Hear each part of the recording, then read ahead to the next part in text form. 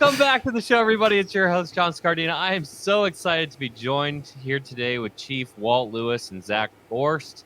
They are phenomenal people and assets to the field of emergency and disaster services. We've had both of them on the show before. I think most recently was Zack a little while ago, maybe over almost a year now. We had the Chief on here. We've been doing a lot of fun things together. Over the last several months, we were promoting the Readiness Lab training for emergency management response for dynamic populations. It was a training and certification, not a conference. We'll be talking about why that's important. But we three came together, plus some really other great people. You might have seen it on social media with Pete Gaynor, former head of FEMA, former acting secretary of DHS. Colonel Chris McKinney out of Task Force 46 was there. We had a wonderful, diverse group of students from DHS to university campuses, to hospitals, private sector. Everybody came in, and I've been calling it a moment in time for our field because we're addressing emergency management training the way it should be done, and really excited for that. So without any further ado, Chief and Zack, welcome to the show. Thanks for having us, John. Yeah, happy to be back. Yeah, it's great to see you again. Just a week, but it was a great week last week. It's nice to be back again. This is when I see you, Walt, my week's here, and then I go home, and I was like here, and then now I'm back here again. So, and then Zack, it's up here too. Yeah. Oh, okay. All right. Yeah. No, that's cool. Zack got the greatest instructor award from all the students. He got the biggest thumbs up. So, which is you got to get yeah, to see Zack. Yeah. I told my wife, I was like, I might be selling myself a bit shorter than I am giving myself credit for, because I was like, I'm around some very, very, very impressive people, and the students said they liked my presentation. So, well, it just goes to show that I have this saying that I have to say the whole thing before people think I'm the worst, but I say I'm the best. There's no one better. But there's people as good as me, and I think that mentality of, especially with hard work, I never want to be outpaced of hard work, and forward thinking and doing the right things. I want to be that person, and I feel incredibly grateful that I also had the same feeling when I was seeing the different presenters and hearing the conversations that were happening, especially when we were at I think we were at Topgolf. And seeing all those conversations, I was like, I'm in the company of giants, and just to even be considered to be even around that group, students included, there were some amazing students there. Well, I dramatically underperformed in Topgolf. Topgolf was I actually came in feeling very confident. Topgolf might have been the most challenging moment for me out of the entire event. I thought it was perfect, because if we went to an actual golf course, we would have to buy the golf course and repair it. Yeah. And that was the perfect place to go. We could be ourselves, really connect. But, to your point, iron sharpens iron. I mean, everybody there was, everybody had a strength of their own.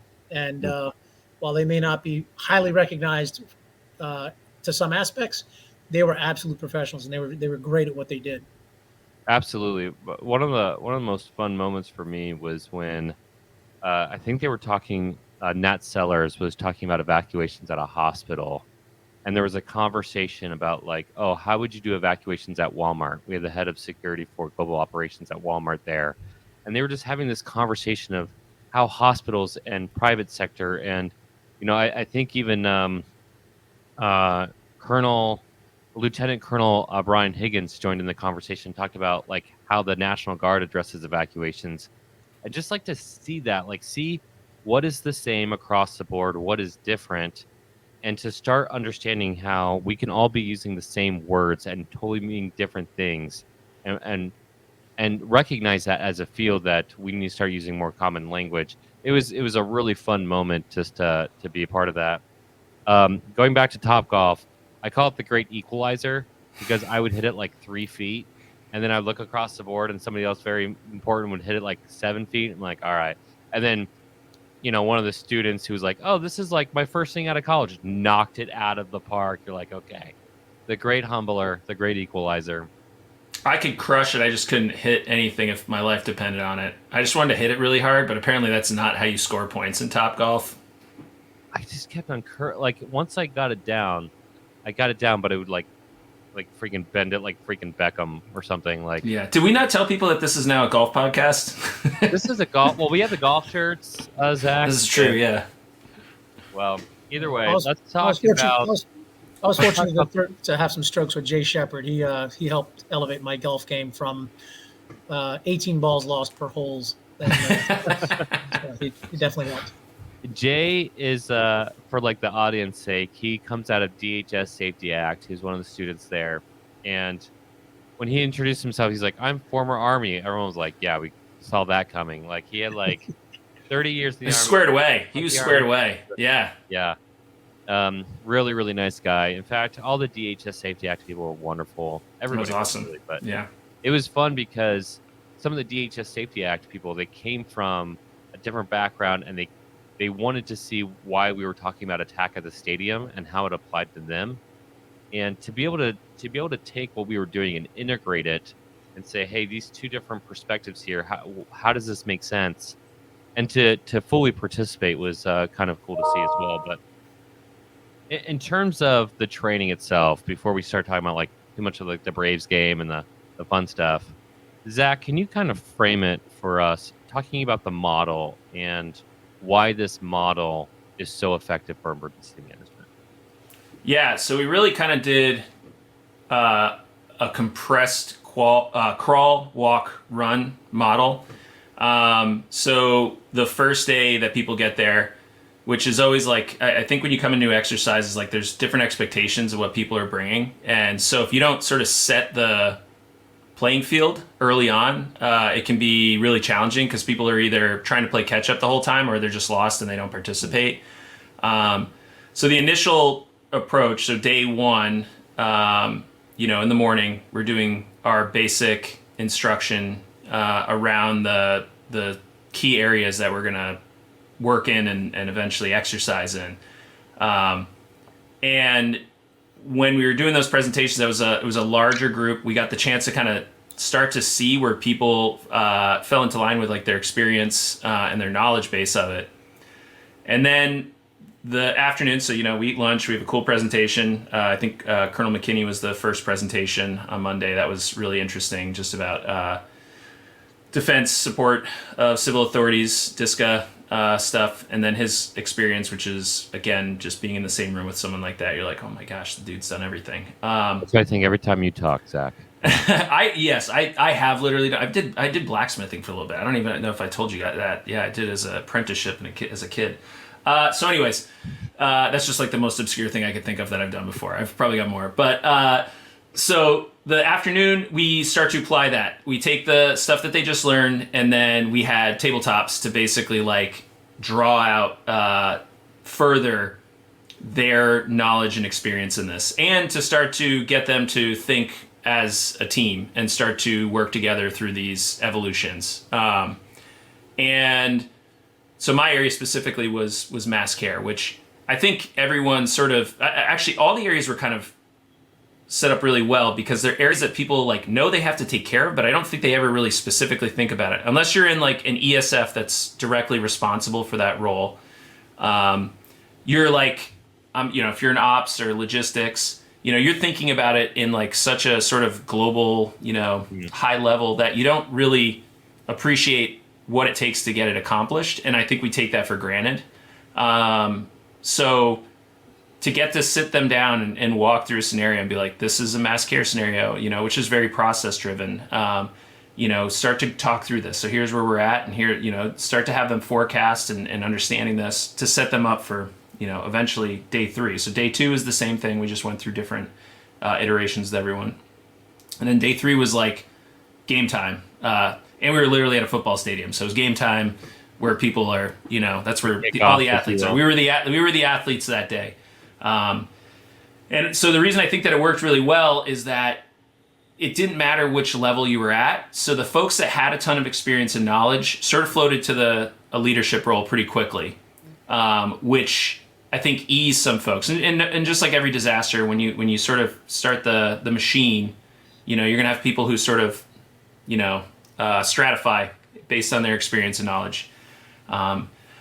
What I think worked really well was that they couldn't get comfortable in that. You couldn't have the same leader for each session. You had people who actually knew more and were just sort of afraid to maybe step up or say something. And then once they sort of felt out the room and understood, and as us facilitators recognizing that, we could then kind of move the pieces a little bit to elevate them up and give them a chance to be leaders.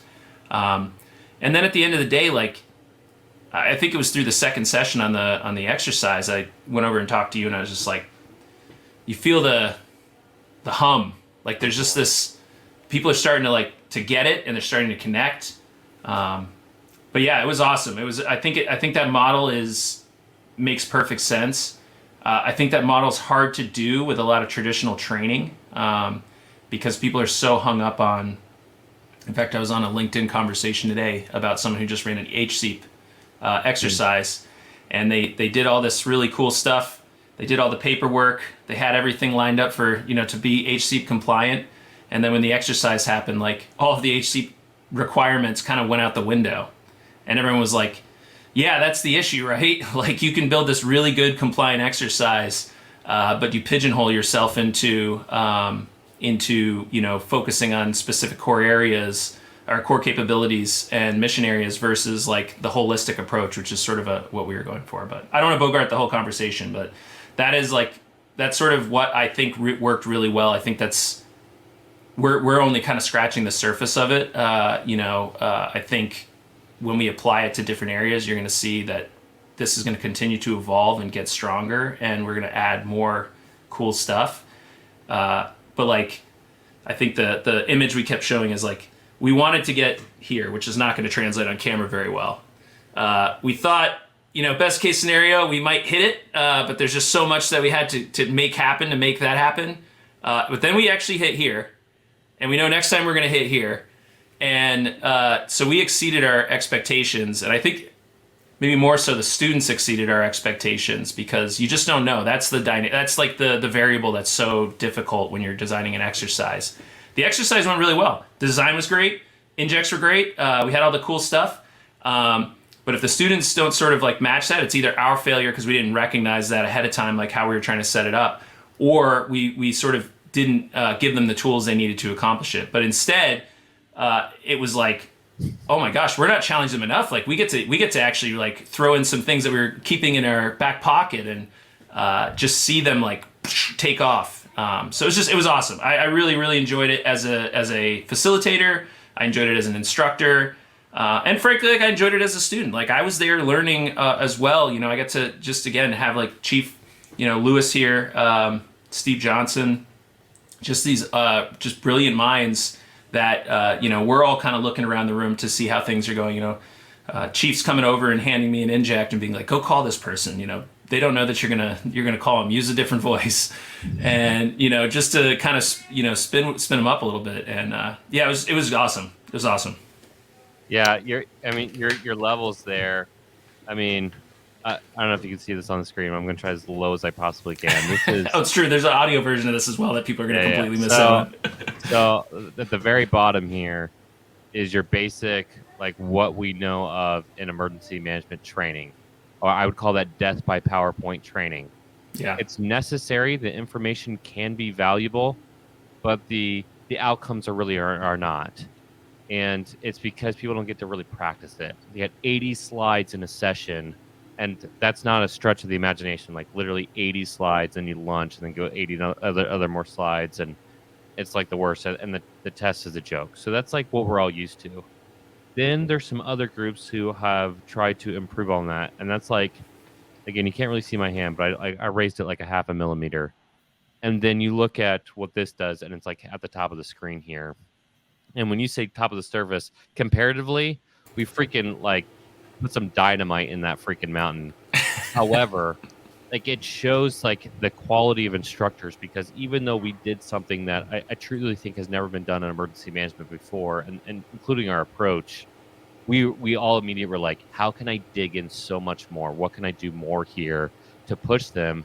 And it also shows from the student perspective, to your point, man, they wanted more. They want to be challenged. Emergency managers want to be pushed. They're passionate people, and they're not given the opportunities enough in training to be pushed to their limit. They don't really know what their limit is, and they want to figure out what that is. And we gave them some insane injects, and yet they were like, "Give us more." They wanted to fail so they could play the fail option, and that was like it was like a parental love at that point. I was like so proud of them for like wanting to take that on. But moving over to the chief here, your perspective, and to Zach's credit, he brought up Steve Johnson as well. It was important to have instructors that were not emergency managers, but understand the importance of emergency management. As a district fire chief, working with emergency managers, what really got you excited about this, and what were some of your takeaways of like emergency managers need to do this if they want to work better with fire when fire shows up on scene? So the whole arena gave me a great aspect to be able to take back to my organization, and if nothing else, share with my people. But I'm certainly going to spread to the larger audience as much as I can.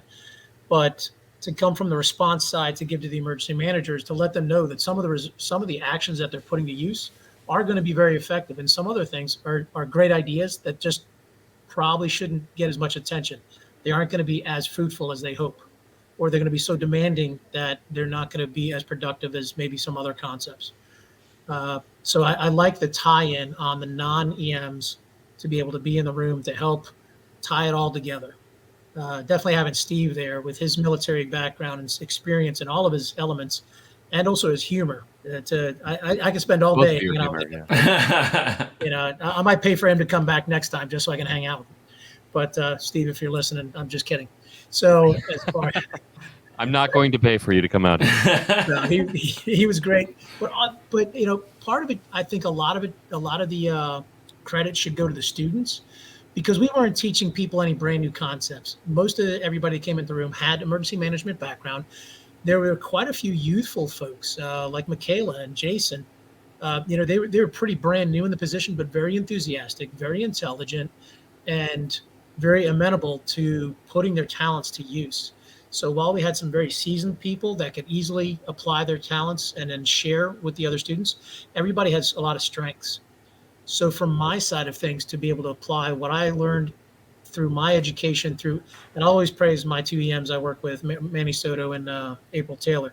So name dropping, but for their time they've spent with me and members of my organization to educate us to be a benefit to them, that enabled me to stand in the room with a little bit of confidence to help those EMs gain what I could offer from the fire side, from surf side, from Hurricane Michael, from Pulse, from the different aspects where Hurricane Irma, so many of the aspects where the EOC was stood up and applied and truly did the job it should do.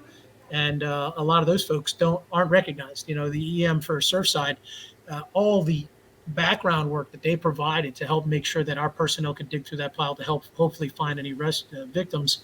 Sadly, of course not. But all the work that they did, they were just as energetic to help make that happen. And those are the type of people that need to be on the front lines, that need to be in the emergency operations centers, so that this country, so this region, so this state can always be served the best possible by the responders and everybody responsible to take care of the citizenry.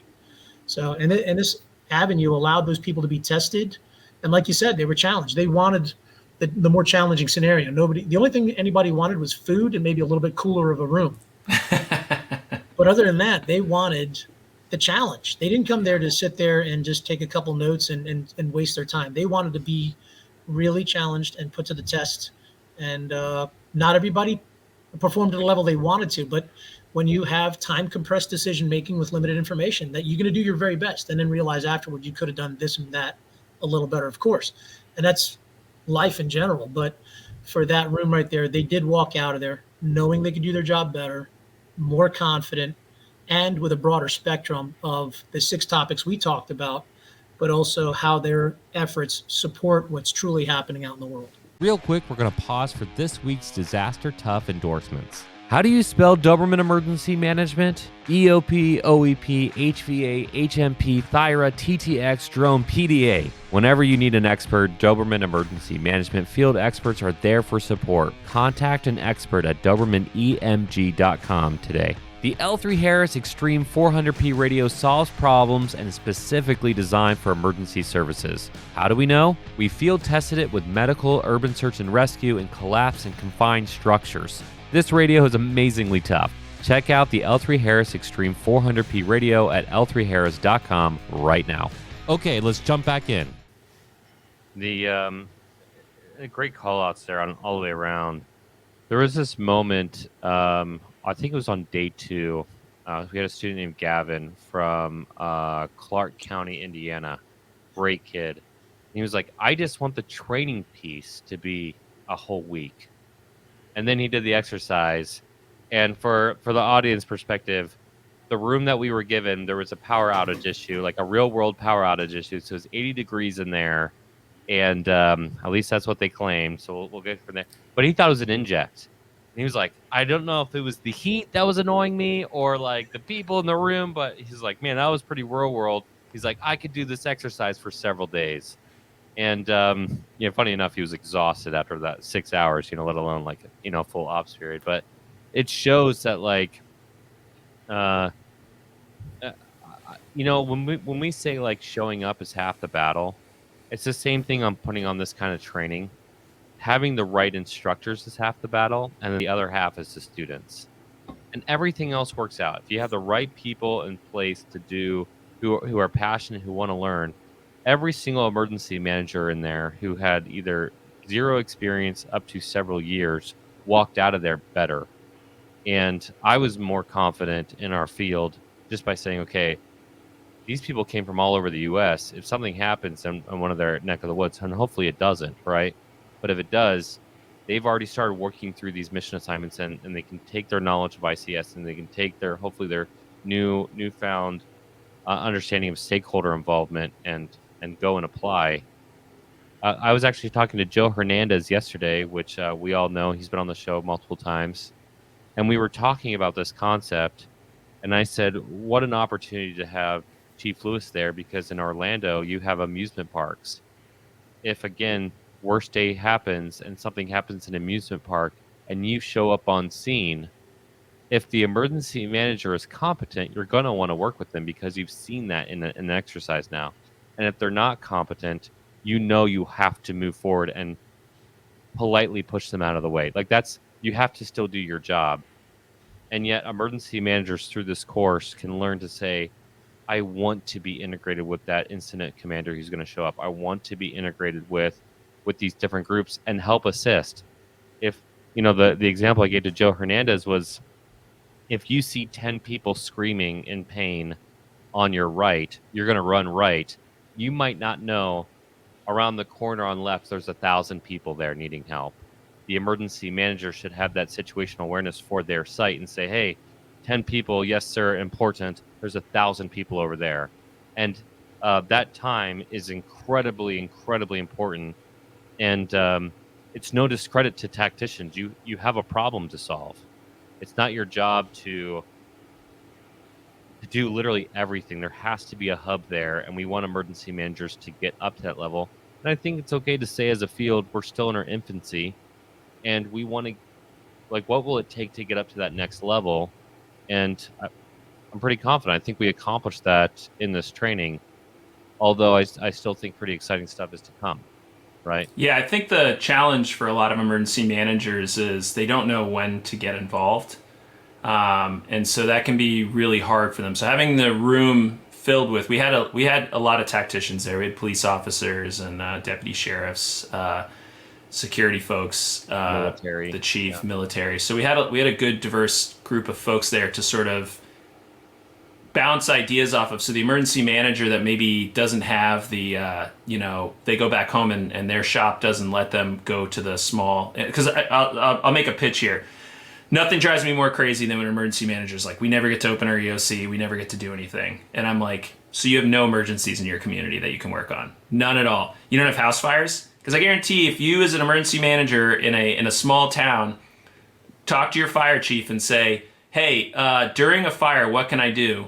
They're going to say, well, we almost always have a shelter situation. We almost always have a feeding situation for our folks, a canteen problem.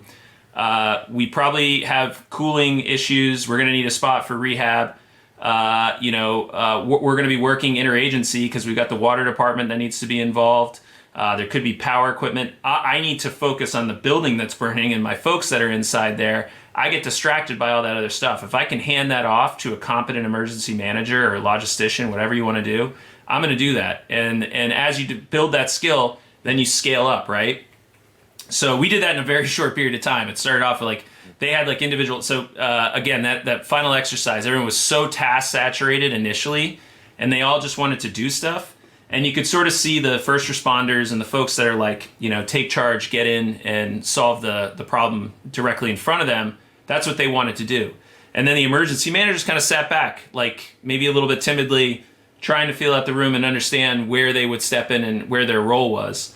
Thankfully, because I think, well, some of it was facilitation, like all of us, who have a lot of experience and have been there could kind of come in and be like, start thinking about this stuff. Like, here's where we're at. Yeah, there's fires all over. There's chemicals. There's blah, blah, blah.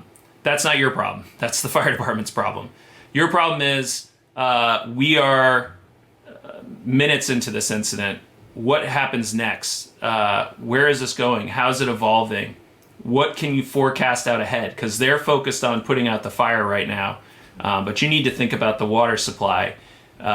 You need to think about the sheltering. You need to think about the decontamination. Like, they're going to carry it out ultimately, but they're going to need stuff, and they're going to need people, and they're going to need resources. And if you can go up to the chief and say, hey, I know where you're going with this.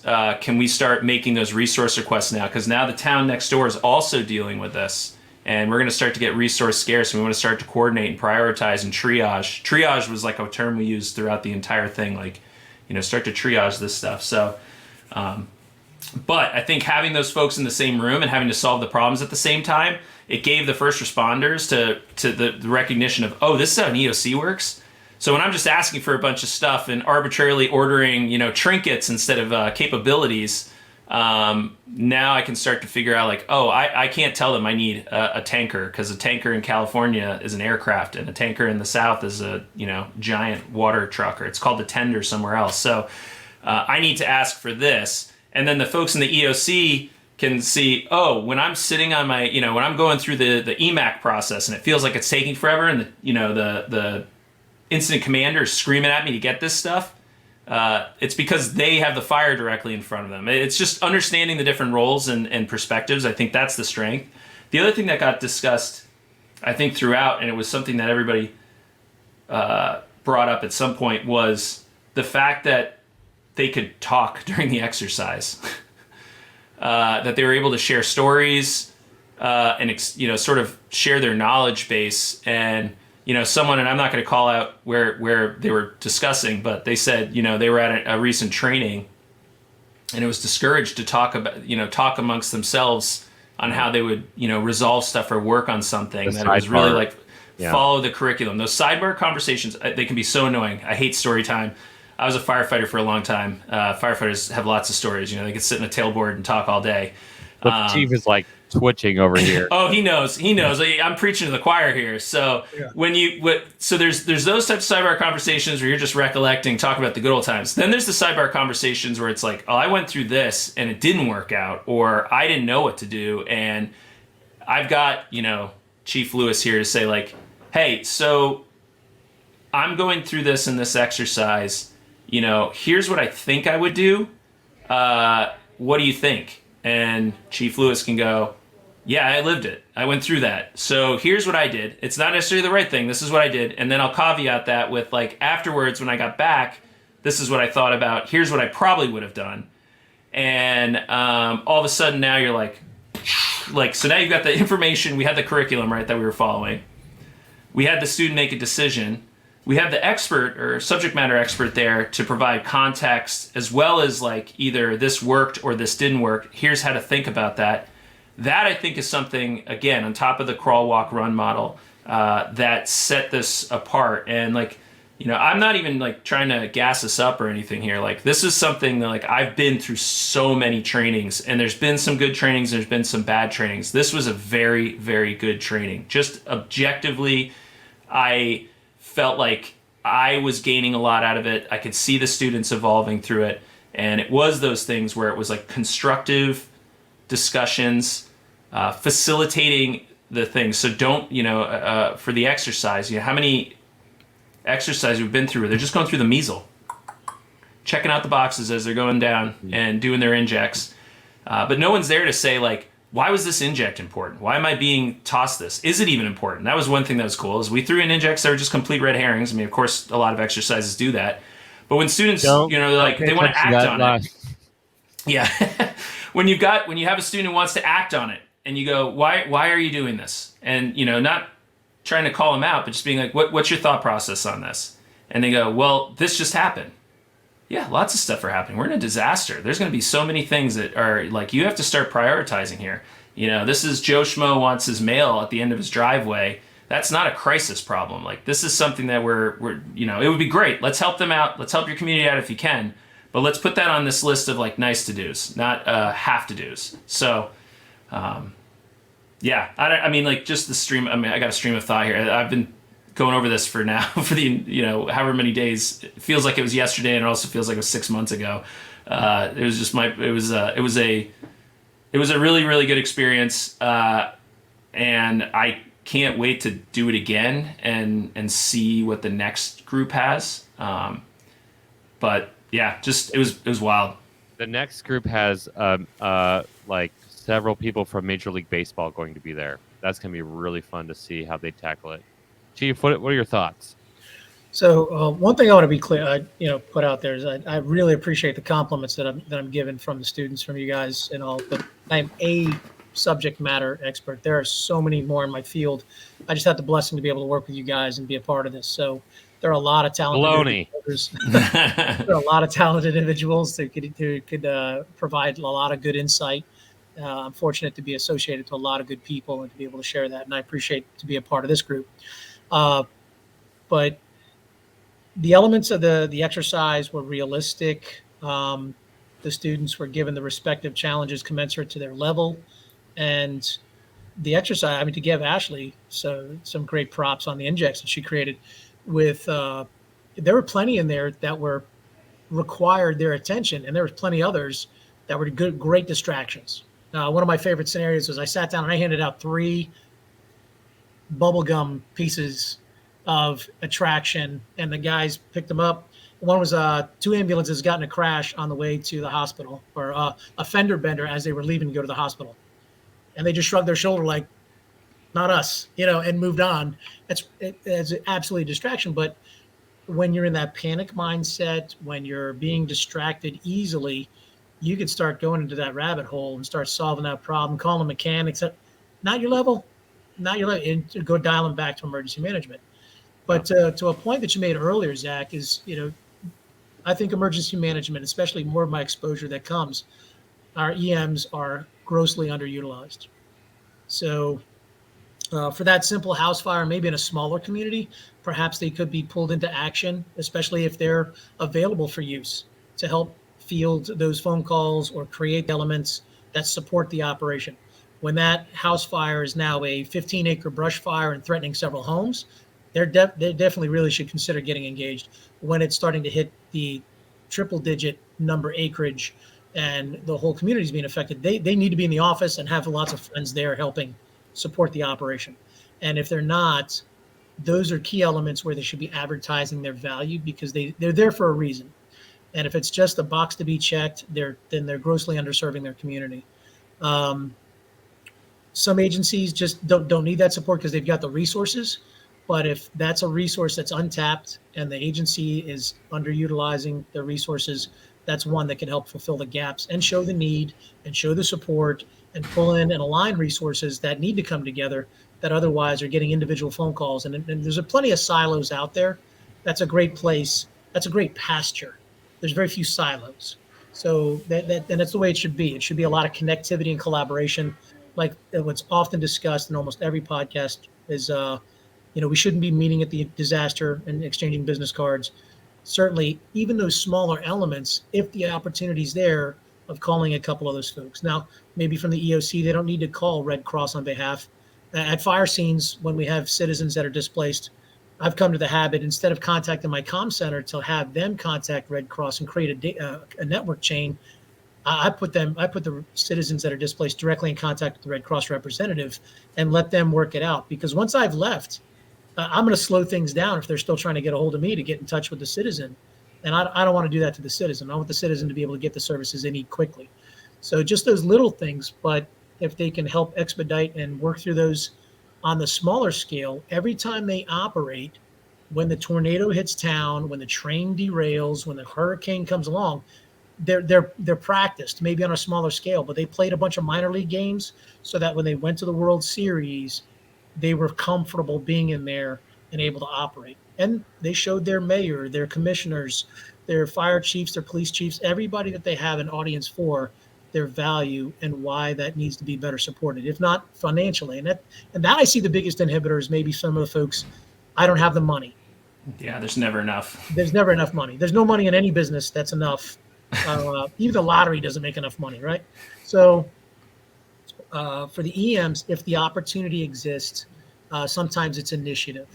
And that's where they need to trade off the finances for the initiative. Maybe if they could flex their hours or do something else that can make it compatible to be in that seat. And if nothing else, if they're in the office by themselves, jot down what they would do. Here's the scenario. Here it's getting bigger. The what ifs. How would I play this out?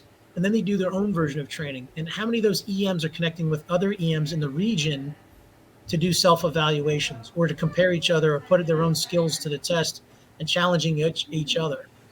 And I do this in the fire service. I do this in the USAR world of trying to align like minds. In the tech search group, we would contact tech search members of other teams and have them put on a skills drill. We would drive to their location. They would host us. We'd show up and operate like it was a real scene. And then we would do the same thing for them after lunch, high five, and if nothing else, we exchanged business cards then before the disaster, came back home. EMs could be doing the same thing with having their own small scale exercise. Nobody has enough money, but if I set up something on a Wednesday where, hey, here's my disaster, and mimic some stuff, here's some of my plans. I invite some friends to come over and I pay $50 for Chick-fil-A or Mission Barbecue, somebody to host the food, and they bring in the food, and then everybody comes in and picks apart some of my plans and points out what they've got lined up, and the collaboration is improved. What kind of strengthening did you just create? Well, and you could hear folks talking about, oh, I would have called this person and that person, during the incident, or yeah, we work with them. I encouraged everyone, like when they get back, to call those people and do this and talk through the scenario. Like, not every, we had a certain number of seats, and so not everyone gets to attend this, but that doesn't mean you don't go back and share the lessons learned and stuff. And I don't know if any, maybe some of the major cities, but almost no one's got a full EOC staff, right? So why don't we do mutual aid? I never understood why emergency managers don't even have like local mutual aid agreements. I'm sure there are some out there, so they're going to call me out on this, but have those relationships in place ahead of time, so that you can do that and do the training and come back and talk about this stuff. And then the other thing that I thought was really cool, so at the end of the event, a lot of people were also saying like they would have signed up just for the networking ability, because they shared the business card now and they've got the contact. And I don't think anyone said like, don't reach out to me when we're done, like leave me alone.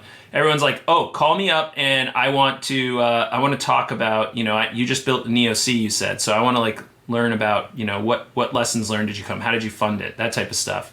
The physical, like the Jedediah from, Walmart, having him in your back pocket to say, hey, I know you're Walmart's guy, but I own, or my town has a bunch of small shops that are owned by like a independent grocer, and they're really struggling with physical security and continuity stuff. Do you have any tips to just get them started? And they're gonna be like, yeah, of course. Like here's some basics that you can do. So in that stuff alone, and then again working with like the tacticians and stuff, you had value just in that beyond what they were learning. But yeah, I told Sorry, I've John. told everybody that, and I've been preaching this pretty hard since then, as we've been following up with either friends who come or friends who aren't able to come. And I truly mean this. If it was your last meal or this training, you should have come to this training. One, we fed you, Yeah. but two, the Very networking well, by the way. capability. Like seriously, like just like we had Pete Gaynor. Pete Gaynor. Pete Gaynor was there. I still can't believe it. It was so fun because when was the last time that Pete Gaynor gets to be able to drop his guard a little bit and actually participate as a student, participate as he was there, and so it was great for him to say like, oh hey, like I'm always so high level that this is great for me to see what the crowd is doing. At the same time, back to his Providence roots. Yes, and at the same time, from the emergency managers who haven't had a lot of response experience, to see a decision maker actually making a decision, like, oh, like that's how you do it right, and not just guessing. We guess so much, and so yes, we are putting on the training again. Yes, we're going to try to do this quarterly. Yes, we're going to do lots of good stuff. Yes, it is the most immersive training in emergency management out there. And yes, we're already going to improve. And yet, so proud of Ashley, who's our CEO, who organized this. So proud of the instructors, and so proud and grateful for the students who. We had several students, to Walt's comment, they had taken personal time. Some had had come with no paid leave. They came on literally their own dime. We had instructors do that. Everybody said, okay, like, we're going to do this right. Our company, we had this price online. We get questions like, who's funding it? Nobody else is funding it. We didn't want to be held back by anything. If we were going to create the perfect EM training, what is that going to look like? We want to be in the locations. We want to do team building the way team building should happen. I had this fun moment with the planning team when they were like talking about team building. It's like, guys, we're private sector. We don't do crappy team building. Let's go to Top Golf. Let's go to a Braves game and immerse ourselves in a stadium because we're talking about stadiums. Like, let's actually do that. And not to mention, as we're sitting in the stadium, we have people that are experts in this talk. As all nerds do, when you get into your environment, you start talking about what you know. And so, Yes. What was the first thing that happened? They had a evacuation video, and everyone started critiquing it and was like, "This is awesome!" Yeah, taking pictures and videos and stuff. Like, yeah, it was awesome. That was one of the nerdiest moments of the training. But I'm either way, like taking it back to that moment here, and kind of as a wrap up. Like, we wanted to create next level emergency management training, and something that nobody else has either tackled or been able to tackle, or they're so focused on getting their grant and doing their basic training. That's kind of the nicest way I can say it. They're not willing or able to go there. We went there, and we proved that it's desirable for the field. And not only once we got in there, kind of wrapping this whole thing up, the students wanted even more. They loved it, but they were like, as using my terminology from the back in the training course, like they wanted a mountain to climb. They wanted to be able to do that. I've had conversations with the students afterwards who were like, man, in my location, I don't get a lot of response experience. Now I want to figure out if I can either volunteer or do some other stuff just so I can get on response experiences. And to that comment that was made to me, I was like, well, I always have this problem that when I hang out with a firefighter, I'm like, should I become a volunteer firefighter? Hang out with the military, I was like, oh, maybe I should become a reservist. But at the end of the day, I stay in emergency management because there's value in emergency management. And as we push this field, to Pete Gaynor's credit, to the third phase, what we're calling the next level, more integration. We need emergency managers who can handle the stress of a response. The most scary thing that we're dealing with in real world right now is that in Philadelphia, Zack and I saw the slide, the DOD is talking about the reality that oceans mean nothing anymore. We could live in a real world with real world problems, man-made problems in U.S. soil, and as military needs to do what they do best, how do we help out civilians and do what we do best. And we want to be able to clear the debris out of the way of first responders so that they can do what they do best. Everybody working in concert with one another in saving and sustaining life, protecting life, whether that's in shelters, whether it's helping them get through, access and functional needs to be saved, reunification, whatever it may be. We can help. And that's the greatest pitch about all of this. So excited for what's coming up in December to do this in the actual Brave Stadium for 3 days with the MLB, with DOD, and a bunch of other friends who are going to join us. We're pretty excited for what's to come. I will leave it both with Zack and then Walt for the final comments. Yeah, we're going to change training. We're going to make this. We're going to change training. We're going to change exercising. We're going to build on the foundation of your ICS experience. We're going to build on the foundation of FEMA training. But our goal is not to sit and watch. Like, we're going to break barriers. We're going to try things that are going to challenge people in ways they've never been challenged before. And we're going to ruin training and exercise for them when they get back home. This is it. Like, this is going to be it. This is where everyone's going to want to go to, and we're going to be the ones leading the way, and the students are going to be the ones that are ultimately changing it. But we're building the foundation here, and I'm just pumped. And I got to hang out with Chief Lewis, which was awesome. Yeah, I got to hang out with Chief Lewis too. It's pretty cool. Yeah. Man, every compliment's $20. I'm going to be broke here. Then. So I'd be remiss without like you guys. I appreciate the compliments, but like you mentioned, we have a lot of high level players, and the other instructors, the ones that couldn't make it today, Stephen Johnson, Eddie Bertola, Brad Pierce, Nat Sellers, all their contributions, everything. Ashley Golden, and even her husband coming by, Nick. Just their engagement and what they provided to help make the scenarios. Everything all is about realism. So the closer we can be in the fire service world, police, military, whatever it is, the closer it is to the actual environment, the better we're going to understand how we need to perform when the day comes. And if we don't, some of those are going to be training scars that we have to climb over or cure before we can truly function. So to have the key level players like we did, the scenario that we did at the location we did, to go to the Brave Stadium in December, I'm excited about that. To go that even better engagement to improve on what we're doing now, I'm excited for.